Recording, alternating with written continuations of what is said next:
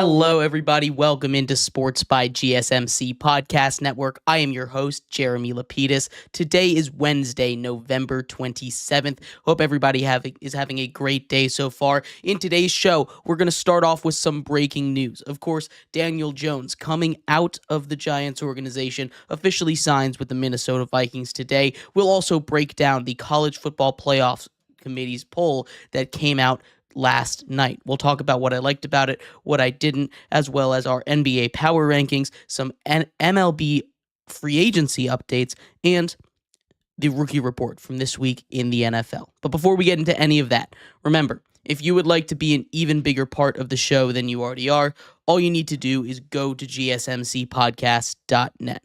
Or if you are on YouTube, you can use that super chat feature. If you do either of those two things, a message should pop up on the bottom of the screen for you, me, and everybody else around the world to see.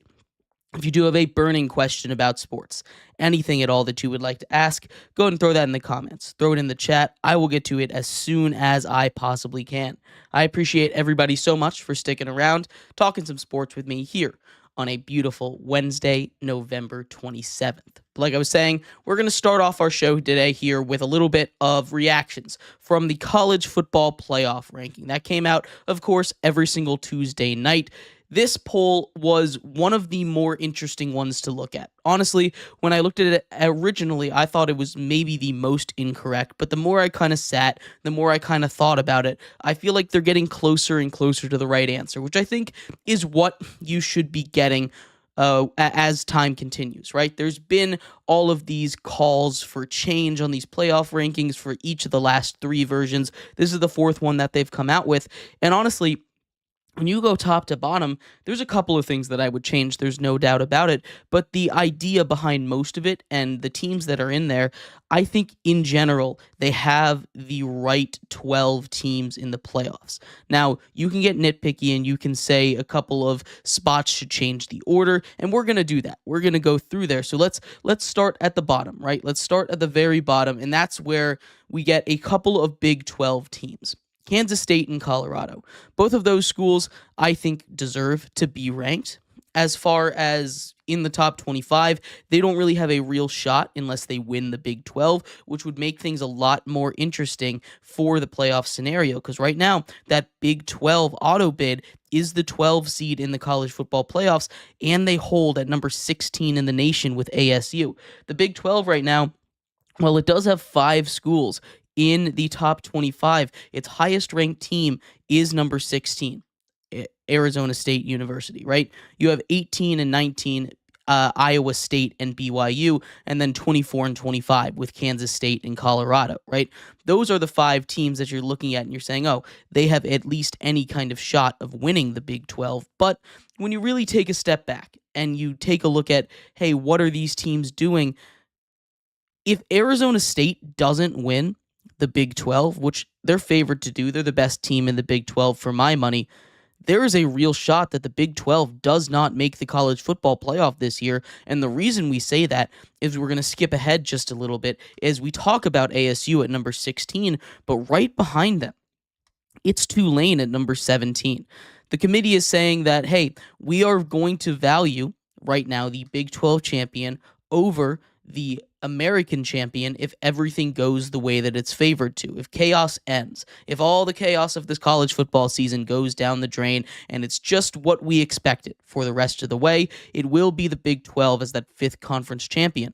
But the way they're saying this right now is Tulane is better than any other Big 12 school. So if Arizona State slips up, and I don't expect Tulane to, but if Tulane goes all the way, wins out like they're supposed to, and Arizona State slips up somewhere, we will see 2 group of 5 schools in the college football playoffs. And I've been talking about this as a possibility for a while. Tulane's been playing really good football recently, right? They've come through. The last time we saw them, they shut out Navy 45-0. That was a huge win for them.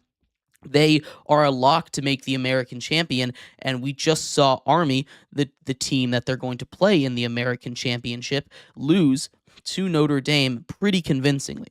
Tulane has a real argument of being the best group of five school right there as Boise State continues to slip. We also have our third group of five school in here in UNLV, who will be taking on Boise State for the Mountain West Championship, and things get crazy if UNLV ends up winning that game, as it is a real possibility that UNLV beats Boise in a rematch here because, again, Boise State has just not been playing its best football right now.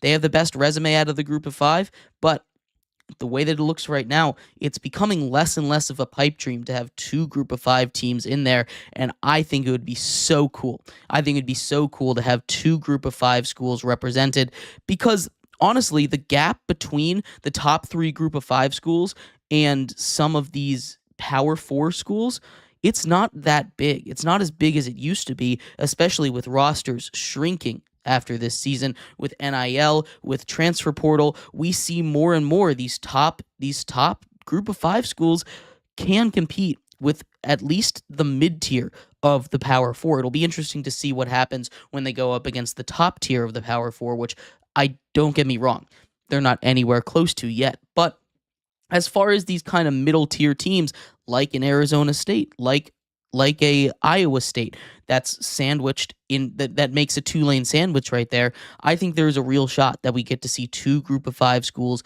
in the playoffs. And I for one, can't wait to see that possibility play out. Outside of that, as the playoff stands right now, we're going to skip ahead a little bit. Clemson is the first team out, and I do think that Clemson is way too highly ranked. I've talked about Clemson a lot this season. They obviously started off not too hot, getting blown out by Georgia in week 1. Then they went on a bit of a winning streak. But the thing is, during that winning streak, and it's tough to bring up resumes in college football. I'm not going to sit here and say that, resumes are the way that you go about it. But Clemson's resume does make a huge difference, right? Their best win this season is probably their win against Pitt. And Pitt is on a huge, huge downswing, right? They get absolutely trounced against the two good teams that they've played this season in Louisville and Georgia, of course, in week 1. Outside of that, when they're beating up on lesser competition, which again is a skill in and of itself, you beat the teams you're supposed to beat. There's a reason that they're up here. There's a reason they've only lost 2 games. There's a reason that they still have a chance in the ACC. But it is really underwhelming for me. Even that game against Pitt, they barely could get anything going. They had to rely on a last-second magic 50-yard run from Cade Klubnik to win that game. Their second-best win against Virginia, their offense was so bad. It could not move the ball in the entire first half.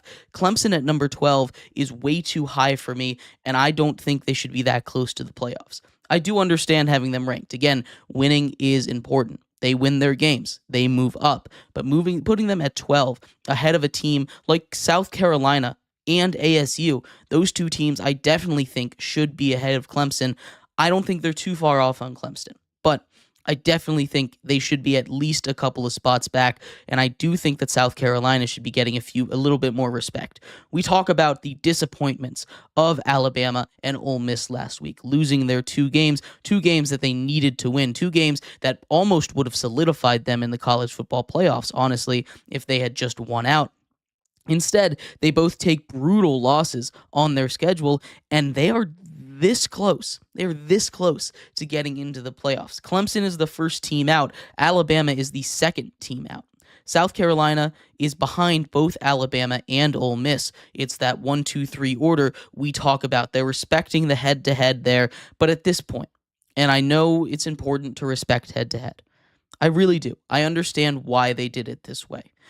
But South Carolina is not losing their games that they're not supposed to lose. You take a look at the losses that South Carolina has sustained this season, right? South Carolina has lost 2. Of course, they lost to Alabama on a walk-off field goal, a game that they should have won, honestly. They lost to Ole Miss. Really good teams right there. Outside of that, a loss to LSU. That's 3 top-tier losses right there. Those 3 teams near the top of the SEC were all ranked in the top 10 at some point. These are teams that are really good. You take a look at those 3 losses and compare those 3 losses to the losses of an Ole Miss that has now lost to Florida, never been ranked this season. Kentucky, never been ranked this season. And on top of that, they do lose to LSU. That's a fine loss right there, right? But that's two losses that are really bad. Alabama's not much better. Of course, they have that loss to Vandy.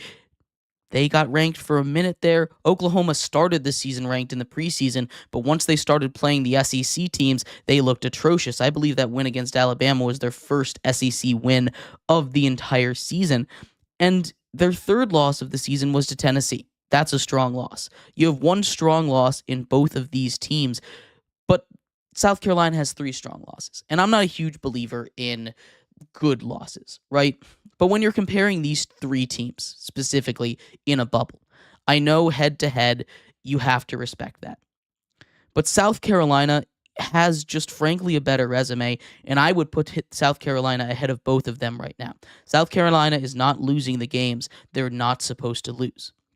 They're winning the games they're supposed to win, and that's the most important things. These two programs, Alabama and Ole Miss, are not doing that, and I don't believe they should be that close to the playoffs. But that's just how it goes. South Carolina has a huge opportunity to take care of Clemson this rivalry week, and I think they will. I really do. I think South Carolina is playing like one of the hottest teams in all of college football, and maybe more chaos ensues. You never know. But I think with the way that Clemson has not been able to participate, that has not really been able to play against great schools, they should get absolutely blown out of the water against their in-state rival. But regardless of that, let's take a look at the actual playoff bracket. As I mentioned, ASU, Arizona State, is that 12 seed at number 16 overall in the rankings. They get that automatic bid, which means the four teams with a bye are Boise State for the second week in a row at 11. Miami at 6, they're going to be the 3 seed. Texas at 3, the 2 seed, and Oregon at 1, the 1 seed. That puts us overall with, again, Big Ten at the top. 3 of the top 5 teams, 3 of the top 4 teams are Big Ten. Indiana falls to number 10, which means there's 4 Big Ten teams in the college football playoffs right now, 3 SEC teams, 2 ACC teams, and of course, 1 from independents and the other 2 conferences. You now have, with this week, ACC getting an auto bid, getting not just an auto bid, but also an at-large bid, which is really cool to see. I love that they're giving respect to SMU. SMU, arguably the better team in the ACC right now. They have been much more consistent. That defense is much better than Miami's, which you can argue that Miami's offense is better. I think it is. But the ACC, you need... But with this college football playoffs, you're going to need a more consistent defense, which Miami just doesn't have. And I think SMU is probably the best team in the ACC right now. Besides that, I think they got the right teams in the playoffs, honestly. I think all 12 teams that are in the playoffs right now are the right ones. I don't love that Alabama is that close to the playoffs, but that's just how it's going to go with Alabama. But let me know what you think. I'd love to hear your thoughts on the brand new college football playoff poll. I think they did a really good job on this one, honestly. But let me know what you think. Well, we're going to take a quick break here. When we come back, we turn our attention to the NFL. Daniel Jones, the big news of the day, has found a new place to be a quarterback. We'll talk about where he goes, where that benefits him, and his new team coming up next here on Sports by GSMC Podcast Network. I feel like I'm losing my mind. Is everybody in the world blind? Please, Lord, give me a sign, a sign. I feel like I'm losing my mind. Is everybody in the world blind? Please, Lord, give me a sign, a sign. I wanna be the greatest. Everybody on the fake shit. I look around and feel like everybody is the fakest. I make this every day and I'm impatient. Hoping one day I blow up from the basement. Statement, the top is so vacant. I don't hear shit that I think is amazing. Waiting for my day when I'm playing. Sold out shows where 1,000 faces. Hey, give me that crown. Get in my way and to be put down. It ain't your place, all this my town. If I want that shit, then I'll get it right now. I'm losing it, the news it fits. I'm losing shit, a stupid myth. You choose to live or choose to dip. You choose to fight or lose your grip and lose a gift. I feel like I'm losing my mind. Is everybody in the world blind? Please, Lord, give me a sign, a sign.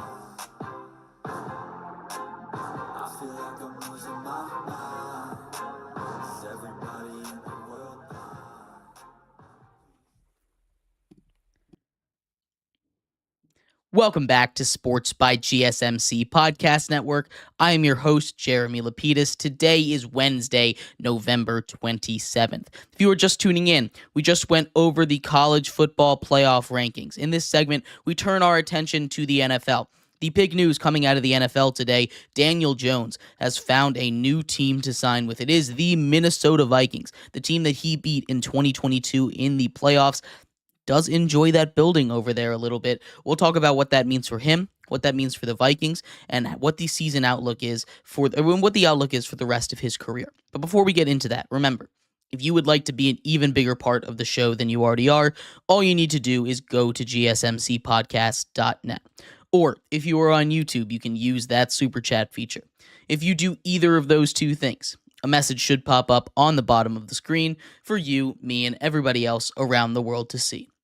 If you do have a burning question about sports, anything at all that you would like to ask, go ahead and throw that in the comments. Throw it in the chat. I will get to it as soon as I possibly can. I appreciate everybody so much for sticking around, talking some sports with me here on a beautiful Wednesday, November 27th. But like I was saying, we are going to get into Daniel Jones here. Daniel Jones obviously has had his fair share of struggles this season. He no longer is a member of the New York Giants. He was not going to get re-signed, so he asked to be cut. Then the saga began. Where is Daniel Jones going to go? I thought, honestly, it would take a little bit longer for him to make a decision, wait until he knew which teams were going to be the best ones for him and his future, but he has already made a decision. Less than a week after he was cut, he's decided on a new landing spot, and it is with the Minnesota Vikings. The Minnesota Vikings is an interesting spot. There were a couple of teams that were targeting him, right? This was a guy that was not for lack of options. There are a couple teams out there, and one that I really thought he was going to go to was the San Francisco 49ers. We saw how poorly that game last week went when Brandon Allen was under center for them without Brock Purdy. And I don't think they want a repeat of the NFC Championship game against the Eagles just a couple of years ago when they lose Brock Purdy and they don't have another quarterback back there that they can feel trustworthy in, right? I understand why they wouldn't want Daniel Jones, but I do think Daniel Jones would be a better backup quarterback than Brandon Allen. And if he's the guy that you're going to trot out there, I think that's a team that I think Daniel Jones might have preferred to go to because he is going to play in that backup role. He has no pretenses of coming in somewhere and being a starter. Instead, he goes to the Minnesota Vikings to back up Sam Darnold. Sam Darnold, who looked like he was starting to lose it a little bit these last couple of weeks, but this week against the Bears, he put together a really nice game. Overtime victory led by him. He put together a really solid effort. You look at Daniel Jones' stats this season, it's not very eye-popping. Just over 2,000 yards on the season, sitting at 2,070 so far. 8 touchdowns to 7 interceptions, adding another 2 touchdowns on the ground on 67 carries for 265 yards. So he has not been at his best. And I don't think anybody really expected him to be, especially with the way that the Giants are. And it's a lot on him, but it's also not only on him. He has not been the best quarterback, but he goes and he's going to be a really solid backup somewhere. You need a guy to come in, run a couple of plays for you when your starter is down, maybe keep the fort open. Daniel Jones, I think, is as good a choice as anybody in the league right now, and I think immediately he slots in as the best backup quarterback in the league. Now, you can argue with me about that, but you take a look at the state of backups in the NFL right now. He's better than Cooper Rush, I think. That might be one of the better backups in the NFL. He's better than Jacoby Brissett. He's better than Tyrod. He's better than Tyrod. He's better than Tyrod. This is just a much better move for the Minnesota Vikings. They had to trot out Nick Mullins for a little while, and I think they saw the issue. So there's a reason that a lot of teams were out there trying to court Daniel Jones' services, trying to get him to join their squad. At the end of the day, he joins the Vikings, and I think that's maybe one of the better landing spots for him. Probably the second best one out there. I think Miami would have been a good spot for him as well. In case Tua went down, you don't have to do exactly what happened earlier this season when he went down. I think that's maybe the only better option that was out there for him, but the Dolphins are not a lock to make the playoffs, so I understand why he chose the Vikings over them. Really, the main reason is you have Justin Jefferson. You have Aaron Jones. You have a good offensive line. You have Jordan Addison. You have TJ Hawkinson. We've been over the really strong lineup that the Minnesota Vikings have, and Daniel Jones has not had a good line of scrimmage his entire career. He just hasn't. If you put him behind a good offensive line, I'm really curious to see what he does. Look, Daniel Jones is a guy that I don't think is done in the NFL. I think he's going to stick around for another 10 years as a highly paid backup in the NFL, a really valuable backup. As we've seen, backups become more and more important as the years go on. More quarterback injuries last season. We had the most quarterbacks make a start than any other year in the history of the league last year. Backup quarterbacks are getting those more important roles. And we saw it with the Dolphins. They've kind of fallen off. They're starting to, get back to it. But without Tua, they fell off a cliff and they nearly got eliminated from playoff contention for it. You get a guy like Daniel Jones to be your backup, I think there will be plenty of teams clamoring for his services after this season ends. He joins the Vikings. This doesn't really affect them. Sam Darnold is still going to be the starter. Again, Daniel Jones went to be a backup. He didn't go to compete for a starting job. If he ends up taking over the starting job for the Vikings, I think he probably puts up the best numbers of his career. Right now, 2022 was the best of his career, and he was working with just about nobody. He had Saquon, but that's about it. Having some support, having some guys back there that he can rely on, an offensive line, a run game, wide receivers like Justin Jefferson, we've seen just about any quarterback can put up numbers behind that offensive line with those weapons. So I really think that Daniel Jones will be a much improved quarterback, maybe get some of his confidence back because he was not playing with the confidence that he had when he was a rookie, when he was a sophomore this last season, holding the ball too long, waiting for a receiver to be wide open as opposed to just open, and sometimes waiting until they were covered to throw the ball because you have to be able to see those windows. Daniel Jones will be a much better quarterback for this, and I'm happy he found a spot. Vikings at 9-2, he will make the playoffs. He has a chance to, get some revenge against some NFC teams that maybe have been a little hard on him this season. We'll see what happens, though. Sam Darnold's still the starter. I'm excited to see what happens with the Vikings now. But let me know your thoughts. Was this the best landing spot for him? Where would you have gone if you were Daniel Jones? Love to hear your thoughts on that. We're going to take a quick break. When we come back, we turn our attention over to the NBA. NBA Power Rankings coming up next here on Sports by GSMC Podcast Network. Looking for your daily fix of sports talk without having to pay for it? GSMC Sports Network is available on YouTube. Just search GSMC Sports Network.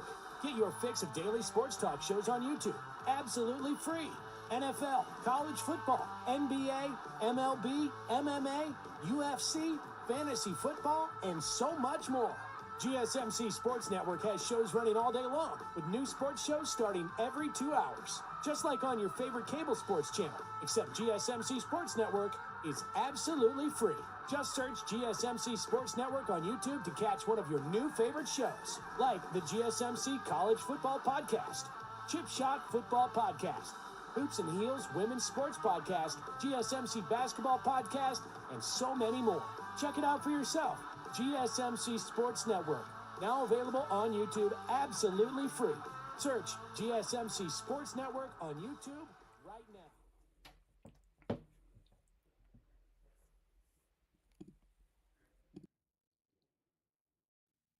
Welcome back to Sports by GSMC Podcast Network. I am your host, Jeremy Lapidus. Today is Wednesday, November 27th. If you were just tuning in, we just finished going over the Daniel Jones to the Vikings. He finds a new home as a backup quarterback behind Sam Darnold. In this segment, we turn our attention to the NBA.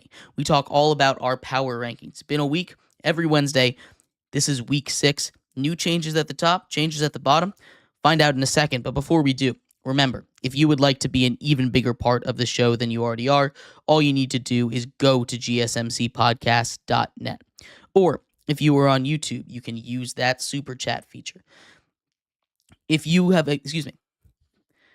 that super chat feature. If you do either of those two things, a message should pop up on the bottom of the screen for you, me, and everybody else around the world to see. If you have a burning question about sports, anything at all that you would like to ask, throw that in the comments. Throw it in the chat. I will get to it as soon as I possibly can. I appreciate everybody so much for sticking around, talking some sports with me here on a beautiful Wednesday, November 27th. But like I was saying, in this segment, we are going to get into some NBA power rankings. And starting off right off the bat, it's the losingest team in basketball. 12 straight losses for the Washington Wizards. They have only lost one. They've only won against one team all season. It was back-to-back wins against the Atlanta Hawks to get to 2-2. Don't look now. 12 straight losses for them.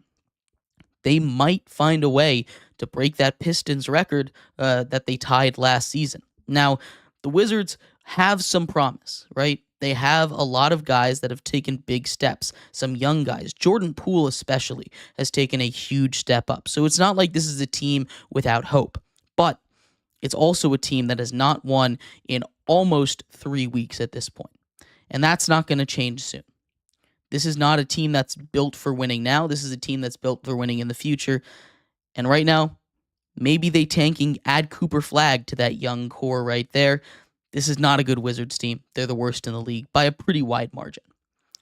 Although not too far behind them, honestly, is those New Orleans Pelicans. They're just way too injured. They get a couple of their stars back. CJ McCollum comes back. They add everybody back other than Zion Williamson. And Zion Williamson is not close. That's the last injury update we got about Zion Williamson. He is not coming back anytime soon. It's just not a good situation. They can't seem to get healthy. When they are healthy, they're a good team, but right now they're getting blown out, they're getting bullied, and I just don't see a way past it. They're the second worst team in the sport.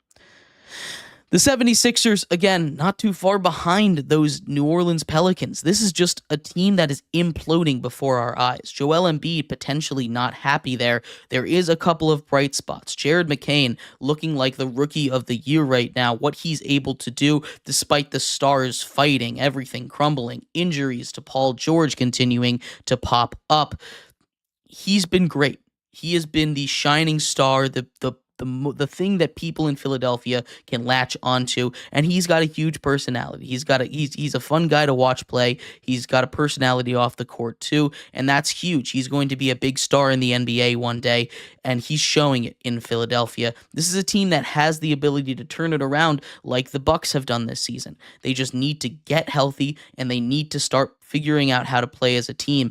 And I don't know when that switch is going to flip for them, but it needs to switch. That switch needs to flip soon, because right now they're chilling out near the bottom of the league, and it's just not a good look for anyone involved.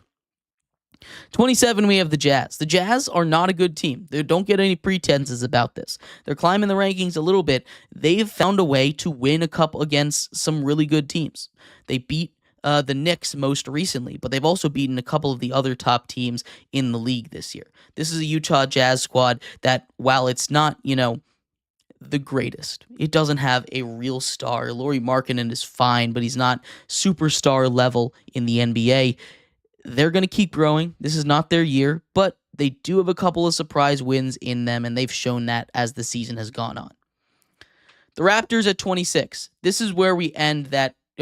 This is a round where we end that basement tier. Maybe we go one more here, but the Toronto Raptors have Scotty Barnes, and Scotty Barnes is playing really good. RJ Barrett can be hot and cold, but right now he's been a little hot right now.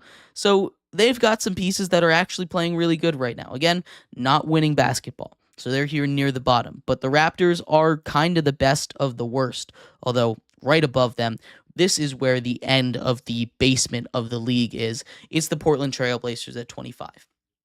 Portland went a little bit of a winning streak there. They fooled me. I thought, maybe they turned the corner. Maybe their young stars are starting to figure it out. They're coming back down to earth. They've lost 3 of their last 4. This is a team that, we expected to be bad. They are bad, but Scoot Henderson and Donovan Clingan, that duo is a lot of fun to watch. This is a Portland Trail Blazers team that, again, not ready for this year. That's kind of how it goes in the NBA. You've got your teams that are trying to win, your teams that are trying to rebuild, and this is the end of the bottom feeders, the very bottom feeders tier. Portland Trail Blazers at 25. At 24, we have the Hawks. This is a team that I want to really like, honestly. They've got some pieces. Trae Young, even when he's not in the game, guys like Dyson Daniels have really stepped up, played a huge role for them. This is a really fun Hawks team. They're just not very good consistently. They have the ability to beat just about anybody. We saw them beat the Celtics earlier on without Trae Young. They have the ability to do that, but they just don't show up like that every single night, and I don't know why that is. The Hawks are at 24. Hornets at 23. Another team that's in this tier of bad, but could be super dangerous if you let them. They have a fun young duo. LaMelo Ball has been showing out recently. He has been super fun to watch, right? This is a Hornets team that continues to build around a young core, maybe the most exciting team they've had since Kemba Walker was there. This is a huge thing for small market teams, and I'm glad that a team like Charlotte and Minnesota have some big stars with big personalities on them. It's good for the NBA to have small market teams be great like this. Although Hornets not great at 23. Bulls at 22. Again, they're just kind of what we expected them to be. They've got some talent, but they're just not that great. Kobe White, he's been playing great basketball this season. He's been continuing to improve, even after last year when he really broke out. This is a Bulls team that should sell at the deadline. They're not good enough to really make a lot of noise, but they are going to be good enough to make a play-in game, and that's just how it goes with the Chicago Bulls. The Pacers at 21, maybe the most disappointing team. Obviously, the Sixers are down here, but still, this is a Pacers squad that made the Eastern Conference Finals last year. They ran it back with basically the same team, and they have some guys that have really stepped up. Benedict Mathurin has been really good, but they've now lost both of their big men, or two of their big men. This is not a team that can really sustain a lot more injuries to that big man spot, and they need Tyrese Halliburton to be consistent. That's always the question with this team. Are we going to be good Halliburton day or a bad Halliburton day? And we never know what we're going to get. Pacers at 21. The Pistons. How about the Pistons? This is a team that went on a hot stretch for a little bit. They came crashing back down to earth. They stay put at number 20, but this is a fun team to watch. Isaiah Stewart at center. Cade Cunningham continues to grow. Jaden Ivey over there. This is just a fun team with a lot of young stars. They finally started to figure out how to use them this year because it's basically the same team from last year. Basically, couple of tweaks here and there with some of the role players, but the big guys are all the same, and you see the vision with this Piston squad. They could be good in the next couple years. The Kings at 19, they've been incredibly disappointing. DeMar DeRozan has been a little banged up, but the offense just has not been it, right? You had that outburst from De'Aaron Fox last week. He can't go for 60 and 50 every single night, right? That's not something you can expect out of De'Aaron Fox. This is a Kings team that kind of needs to start to play together better, and I don't know what's not working with the scheme, but they need to figure it out. 18 is the Nets. This is another fun team. It sucks that they lose Cam Thomas for a month to that hamstring injury, but they're a very dangerous bad team, right? This is a Brooklyn Nets team that has Dennis Schroeder, and Dennis Schroeder can just somehow turn into an all-star level basketball player for one night out of every single week, right? And you never know what night it's going to be, but this is a Brooklyn Nets team that can compete with just about anybody on any given night with that offensive output. It's still not a good team, though. They're kind of where you need them to be. I want to see more Cam Thomas when he gets healthy. Brooklyn Nets at 18. Heat at 17. Again, it feels like they're sleepwalking right now. It really does. And I don't know what's going to happen with Jimmy Butler. There's been a couple there's been trade rumors surrounding him since the offseason. I don't know if anything is going to come of that. But the Heat are just kind of middling right now. Kind of what we expected from them in the regular season. I'm not worried. They'll turn it on when they need to, but it's probably not the greatest mindset to have that everyone just kind of expects them to be a 9 seed in the playoffs every single year and then go on a bit of a run. It's not a good mindset, but the Heat are here at 17 regardless. 16 is the Bucks. What a turnaround for them. They were looking like a broken squad. They were really looking like a team that had no motivation.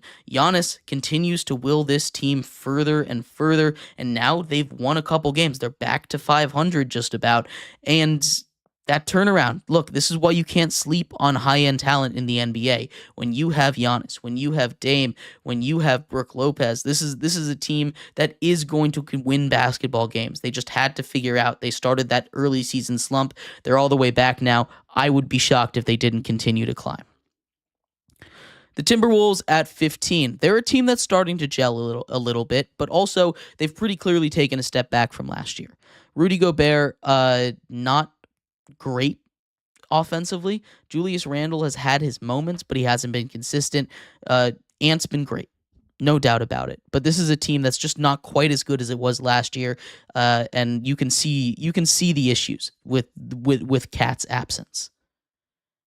The Spurs at 14, they've won 4 straight games now, 2 of those without Victor Wembanyama, but Victor Wembanyama, when he's out there on the court, has been awesome. His connection with Chris Paul, you have Stephon Castle setting career highs for points in the NBA Cup. This is a fun Spurs team, and they are only getting better as the season goes on. I can't wait to see where they finish up. Lakers at 13. I think this Lakers team just wants to continue to prove me wrong wherever I put them. I put them in the top 10. They have a week where they go 1-3. I put them in number 15. They go 4-0 that week, right? They just continue to do the opposite of what I expect them to do, but they're starting to find their water level a little bit, I think. They're probably going to finish up around the 10th spot in the league. They'll make the playoffs, and LeBron James can do whatever LeBron James wants in the playoffs. This is a better Lakers team than last year. There's no doubt about it. But this is also a Lakers team that has some of the same issues because it's a very similar team, but definitely better. Coaching absolutely made a huge difference. Lakers at 13.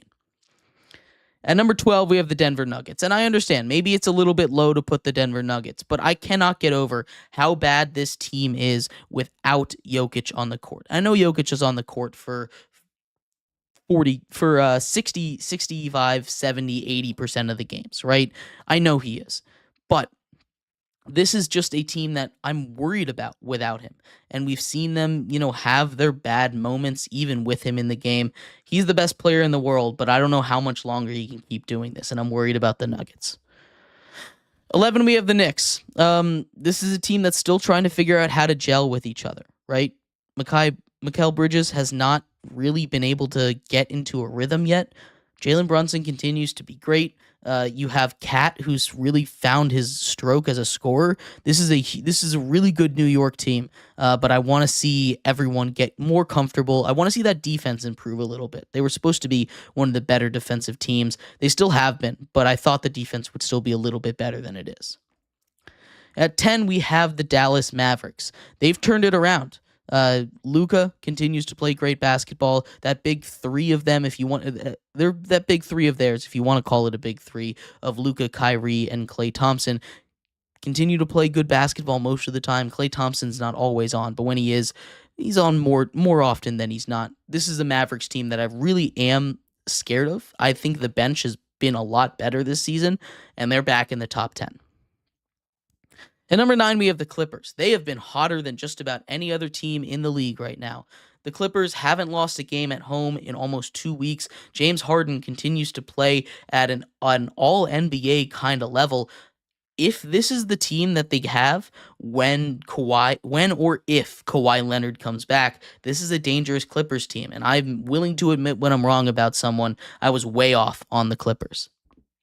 The Phoenix Suns at number 8. They get Bradley Beal and Kevin Durant back, and it shows how much of a difference it makes. Oh my goodness, this team was awful without them.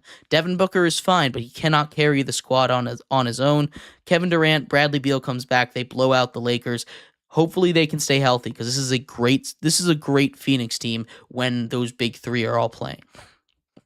7, we have the Magic. Franz Wagner, Mo Wagner, the Wagner brothers have really held down the fort without Paolo Banchero. They started off slow, but now they're climbing back up there. They keep winning games, and that is huge for the Magic.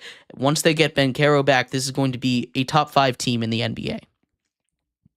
The Grizzlies at 6, that is one of the deepest teams in all of the NBA right now. Even without Ja for a little bit, the rookies have really stepped up, and they can put out their bench lineup and still be able to pull ahead of teams right now. They're at number 6.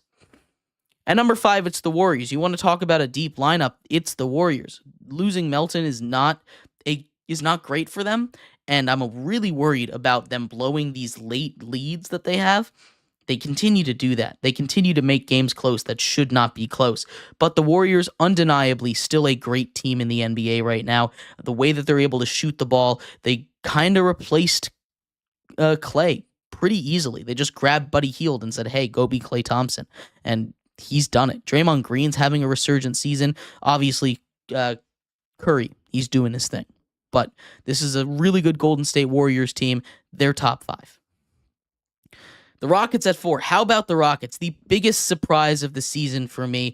I thought they'd be good. I didn't think they would be this good. They're the second best in the West right now. They continue to win ball games. Alperen Sengun has had a third triple-double earlier this season. You have a lot of young stars. That bench, that duo off the bench for them is crazy. The defense that they've been able to play, this is just a really fun Rockets team, and they're really, really good as well. The Oklahoma City Thunder at 3. They get a big man back, and you see how much they missed it. Isaiah Hartenstein, while he's not, going to be the biggest scorer for them, they still have plenty of other options to do that. His presence is enough for this Thunder team to just immediately be a lot better. Hopefully they can get Chet back soon, and once they do, this team is going to be near unstoppable. Speaking of near unstoppable, how about the Cleveland Cavaliers? We talked about this a little bit. They don't play a really great team other than the Celtics for the first 20 games of their schedule. They lost to the Celtics once already. They get the Celtics again on December 1st. That's going to be their next big challenge. We will see what happens then, but they bounce back really good. They still only have that one loss on the season, and this is a Cleveland Cavaliers team that is for real. This is a great Cavs team, and they have a real shot of beating the Celtics in the East this year. But the Celtics are still number 1. They got back Kristaps Porzingis, which means they're only getting better. They're not even at their potential right now, and that is extremely scary for me to think of. I do not want to think about that a little bit, but they're a really good team. They won the championship. They continued to get better. They brought in reinforcements, and they're the best team in basketball by a pretty wide margin. Boston Celtics at number 1. But let me know what you think. I'd love to hear your thoughts on the NBA. Who do you think the best team is? What's your top 10? Go ahead and throw that in the comments. We're going to take a quick break. When we come back, we turn our attention to the Thanksgiving football games. There are 3 games on the docket for it. We will break down each and every single one, final score predictions, and how I think they're going to go. Stick around for that. We'll be right back here on Sports by GSMC Podcast Network.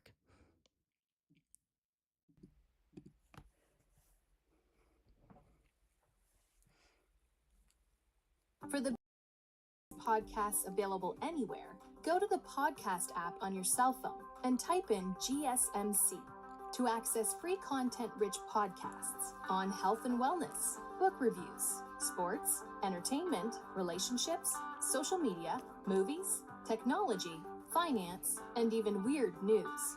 Subscribe and download the GSMC Podcast Network's family of shows, available everywhere podcasts are found.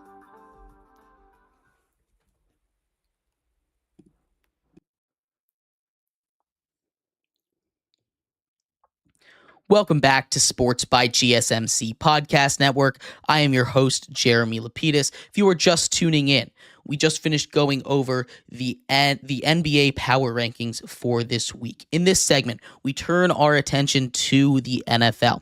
Thanksgiving games, 3 of them.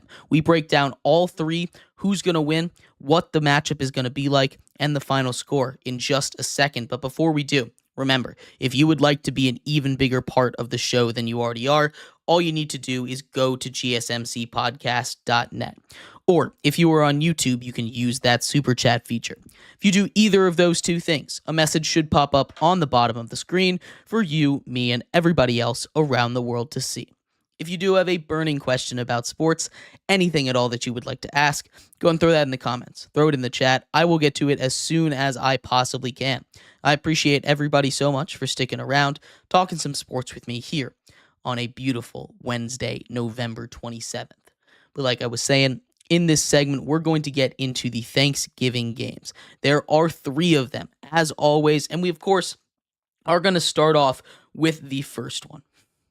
Right off the bat, the Lions always kick off the Thanksgiving action. This year, they get the struggling Chicago Bears. The Bears have lost 5 straight games heading into this matchup, going up against what I think is the best team in the NFL. The question marks for the Lions on this one. Both Amon-Ra St. Brown and David Montgomery are questionable for this game.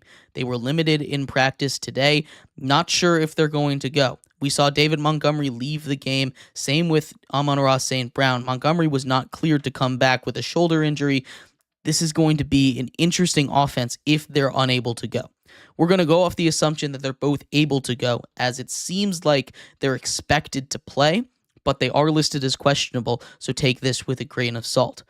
The Bears, coming off of maybe their best offensive performance of the season, I know they were unable to get the win, but against a really quality defense like the Minnesota Vikings, they were able to turn around, head to overtime, and Caleb Williams had one of, if not the best games of his career. Caleb Williams finished the day last week going 32 of 47, that's 68% completion for 340 yards and 2 touchdowns. That's a huge game for him. He got DJ Moore involved in the offense. He passed the century mark there. Rome Odunze didn't have a huge game, but he did get targeted 10 times. They're getting the ball around to all 3 receivers. Keenan Allen had a huge day as well. They're starting to use him the way that they should have used Keenan Allen from the beginning. In this game, though, it's going to come down to how much the Bears defense can play like they were in the beginning of the season. This is a Bears defense that, as the season has gone on, seemingly has bought out more and more. And I can't really blame them. Look at the situation that they're in right now. This is not a great situation to be in. I don't think anybody would argue that. If you're a Bears fan or a player on the Bears defense especially, you'd be excited to go out and hit a guy for 60 minutes straight. Right? It's not a fun time to be a Bears fan, but 5 straight losses, they need this one bad. They need one for morale. I'm surprised Matt Eberflus is still there. Not sure if they would fire him with a Thanksgiving loss, but I wouldn't be shocked if they did. Now, I don't think that the Bears stand much of a chance. Based on some of the analysis, I don't know if you could tell that Lions defense is flying right now. That Lions defense has not allowed a touchdown in 11 quarters. They've held their opponents to 6 points in back-to-back weeks. That is incredibly tough to do. The Lions are favored in this one by 9.5 points. That is a huge, huge margin for them. But that Bears offense is getting better. The question is, can that Bears defense get through that Lions offensive line? Can they put pressure on Jared Goff? If they can put pressure on Jared Goff, which I think honestly there's a shot they can, there's a real chance for them to make some noise and potentially upset the best team in the NFL right now. I'm not going to go that far. I think the Lions find a way to win this game, but 9.5, way too many points. I think we take a look at a Bears team that puts up a bit of a fight here. I think the Lions win. Final score, 27-20. The afternoon slate, the matinee for you, definitely the worst game of the entire week. The New York Giants travel to Dallas to take on the Cowboys. The Cowboys coming off of a big win against a different division team, that being the Washington Commanders. They had their special teams really step up big in that one. They're probably not going to get a performance like that again. They might. The Cowboys have been really good against the Giants in recent memory. The Giants have not beaten them since Dak Prescott's rookie year. It's been a very, very long time. The Giants don't have their starting quarterback, and I'm not even talking about Daniel Jones anymore. Tommy DeVito did not make the trip down to Dallas. Drew Lock is in line to start, and maybe that makes it better. Maybe it does. But we're looking on Thanksgiving, a really fun matchup of Drew Lock versus Cooper Rush. Should be a lot of fun, right? This is going to be a game that comes down to which of these defenses can play better, right? I don't much believe in this Giants team. This is a Giants team that I think is out right now. There were players, the leaders, calling other players soft. Malik Neighbors got pretty angry at Coach Brian Dable in the media session. Dallas favored by just 3.5 in this one, coming off of a big win in Washington. They have all the momentum. Micah Parsons in back. He should have a huge day against that Giants offensive line.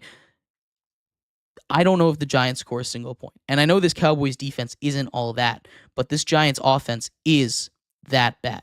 I think the Cowboys win this game pretty easily, 21-0. Shutout here. And the final game of the day. The Dolphins travel to Green Bay to take on the Patriots. The Packers.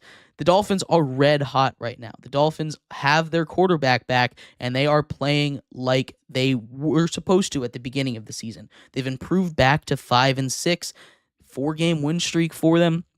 The Packers coming off of a huge win against those San Francisco 49ers. Backup quarterback there. Packers a little bit banged up. They won't have Romeo Doubs on this one. They don't need him. The question is in this game, really, will the Dolphins be able to handle the cold? There's a bunch of narratives out there. I'm not going to pretend that, that isn't part of it, right? Tua has an opportunity to prove that that was just a bad game. They travel up to Green Bay. This is not going to be an easy game. I think there will be a lot of points scored in this one. I think this is going to be super high scoring. We're going to get fireworks display here, right? Tua coming off of 4 touchdown games. You have a gunslinger over there for Green Bay in Jordan Love. Plenty of deep threats. It should be a fun game to watch. Green Bay favored by 3.5 in this one at home. I think the Dolphins keep up their winning ways. Devon Achane has been playing better in recent weeks, and the offense just continues to explode. Obviously, Tyreek Hill has not been super involved, but Jalen Waddle coming off of a huge day. Jonnu Smith has back-to-back huge weeks. I think the Dolphins do their job, win a game that's maybe that they're not supposed to win. I think we get an upset here. I think the Dolphins beat the Packers on the road in Lambeau on Thanksgiving. Nice cold game. I think they win 33-28. But let me know what you think. I'd love to hear your thoughts on any of these games.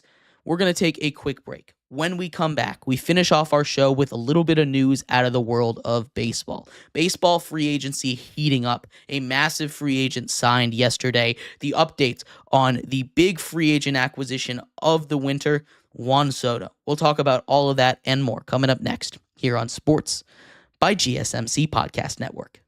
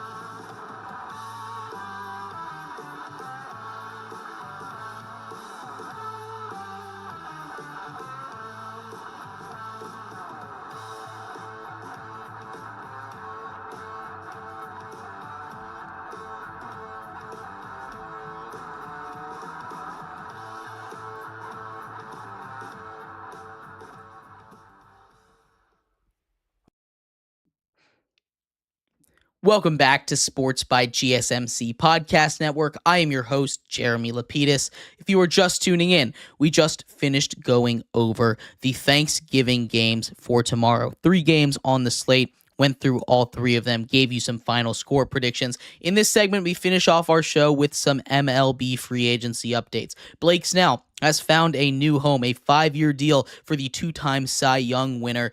Juan Soto updates, as well as the big fish of free agency has yet to find his destination.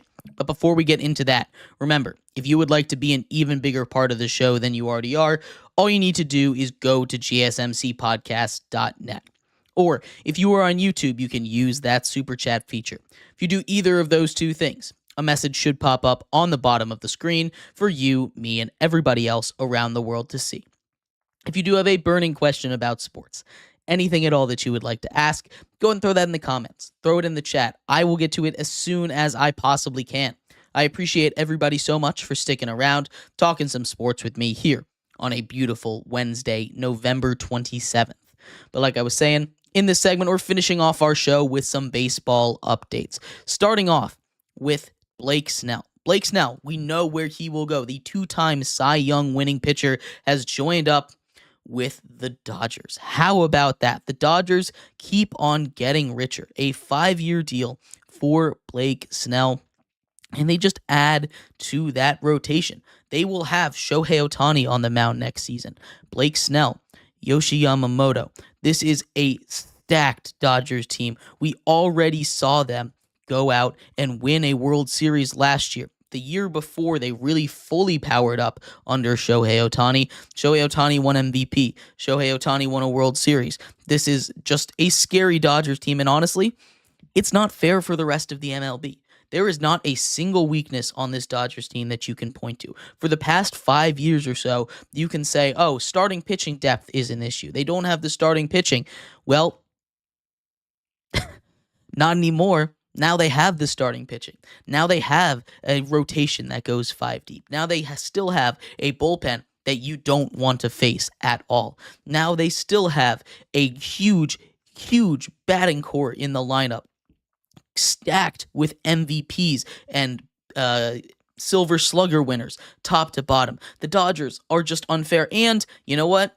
They deferred some money too, which means while they aren't while they still aren't huge in the Juan Soto sweepstakes, they can go get him. And you know what? If they don't want him, they can go out and get the big Japanese acquisition that's supposed to come this January. They're still in talks with him as well.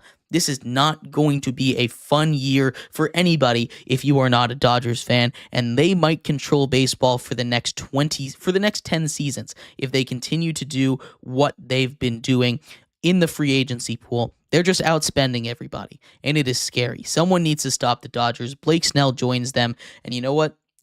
I don't blame him. You know what they say, right? If you can't beat them, join them. And right now, you cannot beat them. Unless a tidal wave of injuries comes through and knocks out the entire Dodgers organization, this is a Dodgers team that you look at right now on paper, off of paper, on the field, however you want to take it. Squint your eyes, tilt your head. This is a Dodgers team that seems unbeatable right now, a Goliath in the world of baseball, and Blake Snell has just added to it. It's not going to be fun this year. It's going to be crazy to see how good these Dodgers are. They might be the greatest team in the history of baseball. They just might be. And they're not done yet. They can still add. Imagine if they get Juan Soto. Speaking of Juan Soto, there are 5 teams that have his ear. 5 teams, potential destinations that have made offers for him. And he has 3 priorities: future winning, current winning, and of course his salary, right? There are a couple teams to look out for, right? Obviously, the New York teams have home field advantage. The New York Yankees already have Juan Soto on the roster. They made a World Series last season, came just this short against the Dodgers, right? The Mets, right behind them. Cohen, the owner, has said he will beat any offer by $50 million. That's something he's put out there. A rumor is they've already offered him $660 million. If that was true, I think he already would have taken it, if I'm being completely honest with you.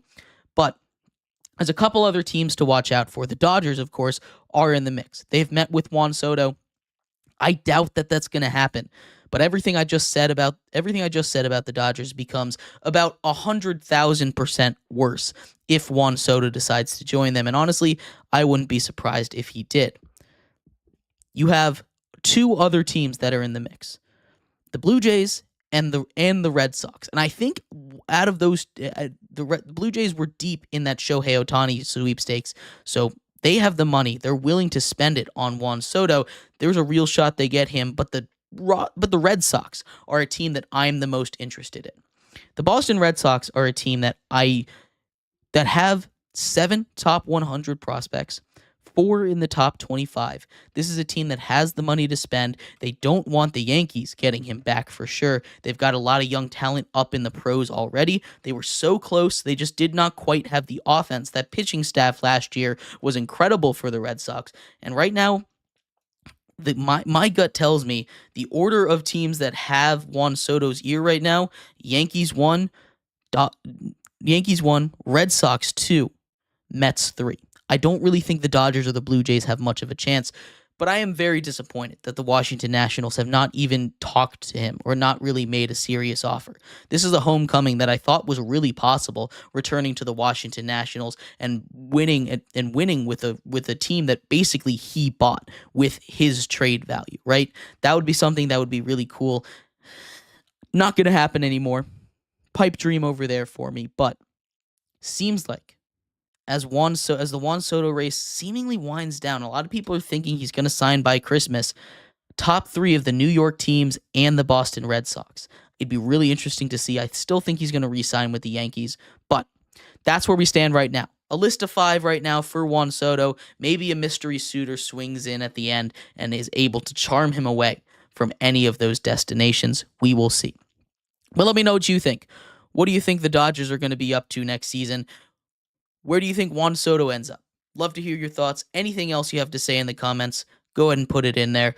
But thank you everyone so much for tuning in to today's episode of Sports by GSMC Podcast Network.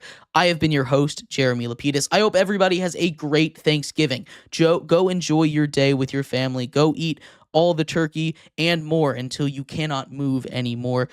Should be a great day. We will be back on Friday. Right? Friday, we go over game picks, of course, but enjoy your Thanksgiving. We're off tomorrow. You all have a good one. Bye-bye.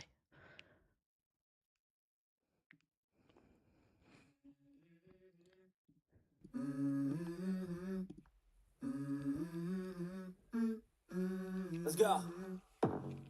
I wake up to a little bit of drool on my pillow, feel like it's gonna be a bad day. Yeah, I'm tired of shit, and the coffee ain't hit yet, damn, ain't that great.